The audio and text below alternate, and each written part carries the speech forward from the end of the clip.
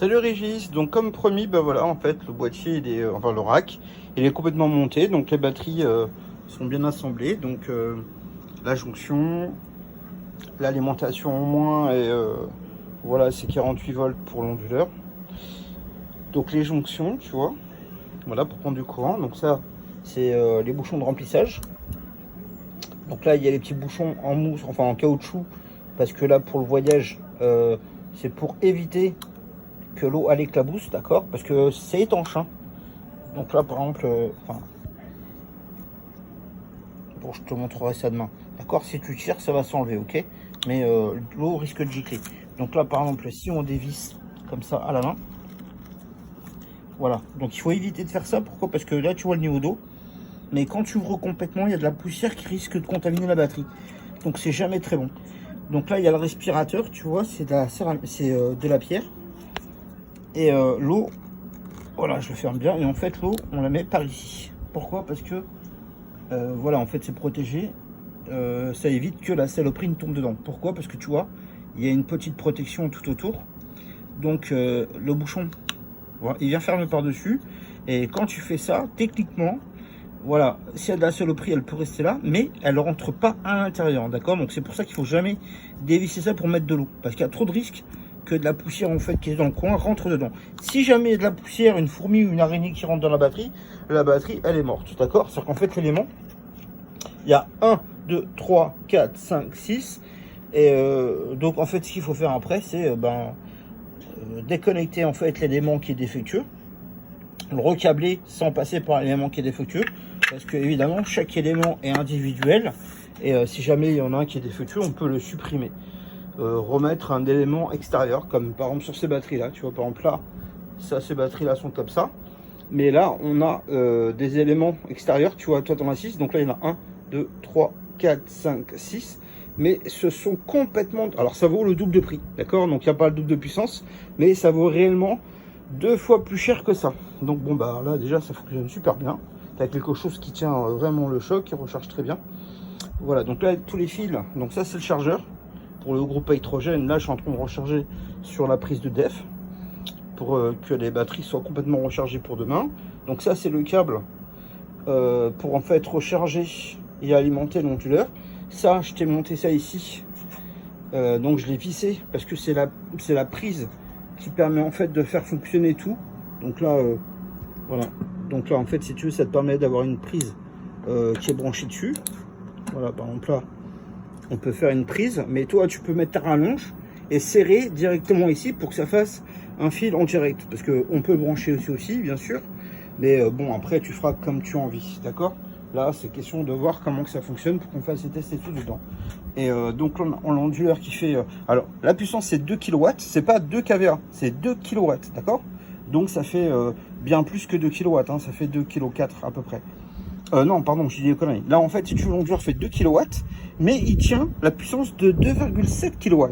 Donc, on fera le test demain. On mettra la plaque et le micro-ondes en route avec les 10 lampes, la télé, le frigo.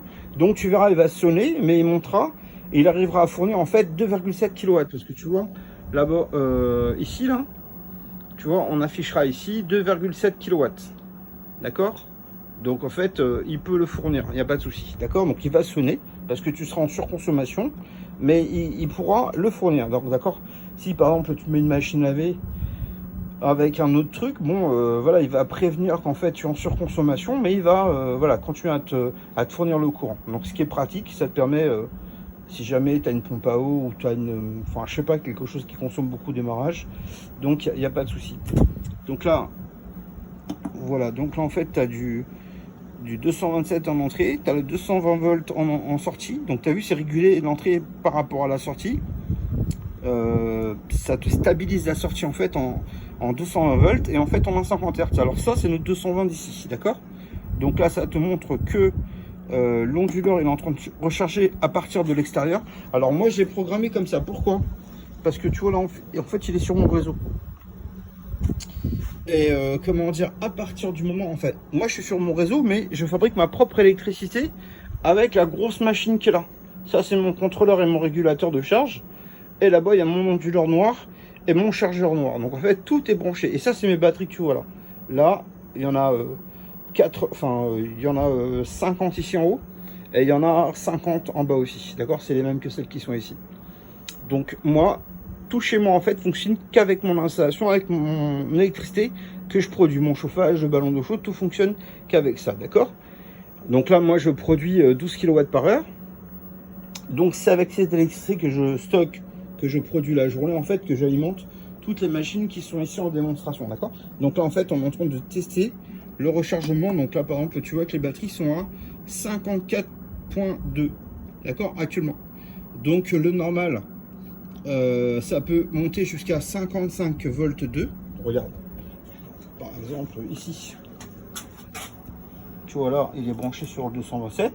Je fais ça, j'ai 55 volts 2, d'accord? Parce que pourquoi? Parce que 13 volts 8 x 4, et ben ça fait 55 volts 2. Donc si je viens ici, voilà, tu vois il y a 55 volts 2 aussi, d'accord? Donc là 55 volts 2 c'est normal. Donc là par exemple là celle-ci j'ai, voilà, donc 55 volts 2 aussi, tu vois? Donc là en fait ça permet de savoir si les batteries sont bonnes ou pas. Donc là on a fini il n'y a pas très longtemps, je t'avais promis que je ferais, donc je l'ai mis à charger. Donc tu vois on n'est pas encore à 55 volts 2. Alors je l'ai mis en charge maximum. Bon, demain je t'expliquerai la programmation. Donc là en fait il est en U7.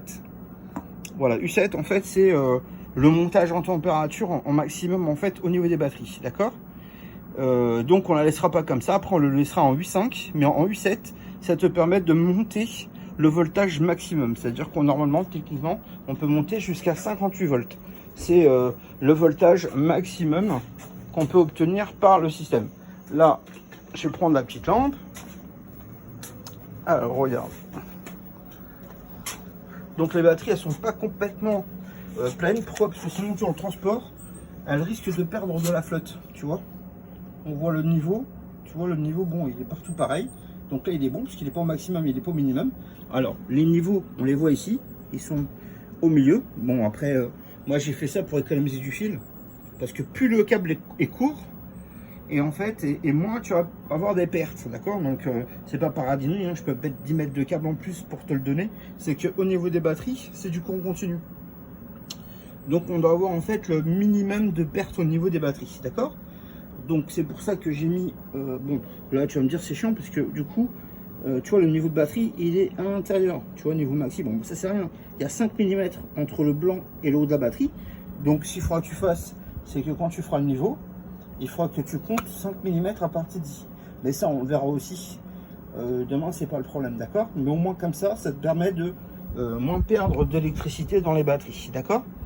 Voilà, bon écoute, bah tout fonctionne. Donc là tu as vu, il y a des fils, des panneaux solaires qui est directement branché là-dessus. Donc là, je les ai accrochés ici demain pour le transport. Les fils demain, on verra ça. Là, il y a la prise d'électricité. Et là, le groupe hydrogène sera branché ici si tu en as, si tu en as besoin. D'accord? Alors, demain matin, bah, tu vas retrouver ça comme ça. Parce que là, maintenant, je vais rentrer chez moi. Ça fonctionne. Donc, je vais le laisser charger. Et tiens, en fait, j'ai été chercher la lampe. Pourquoi? Pour que tu vois le petit aquarium. Ah, attends. Je vais... C'est un peu dégueulasse.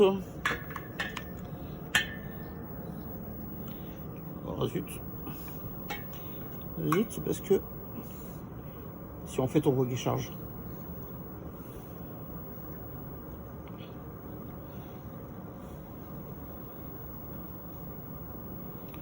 Voilà, donc en fait si tu veux, on est en train de charger gentiment. Donc demain quand tu viendras, elle sera extrêmement chargée, elle fera 10 fois plus de bulles que ça, d'accord?